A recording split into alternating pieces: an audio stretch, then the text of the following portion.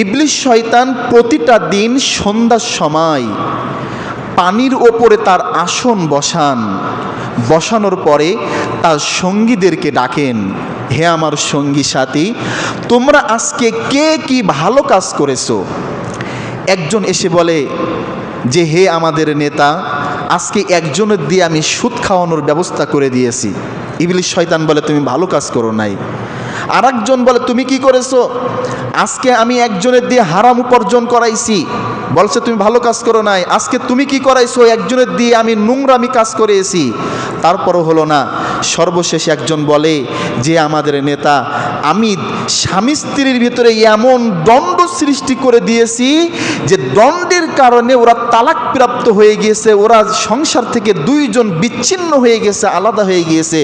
ইবলিস শয়তান তখন বলে, হ্যাঁ, তুমিই ভালো কাজ করেছো। সহিহ হাদিস। ইবলিস শয়তান তখন বলে, তুমি ভালো কাজ করেছো। তার মানে ইবলিস শয়তান হারাম উপার্জন করানোর পরেও খুশি থাকেন না, সুদ খাওয়ার পরে, ঘুষ খাওয়ার পরে, জেনা করার পরেও খুশি থাকেন না। ইবলিস শয়তান যদি একটি সংসারের অশান্তি করে দিতে পারে, একটি সংসার যদি বিচ্ছিন্ন করে দিতে পারে, তাহলে ওই সংসারের ভিতরেই বিচ্ছিন্ন হওয়ার কারণে ইবলিস শয়তান তার সঙ্গীর সাথে সবচাইতে বেশি খুশি হন।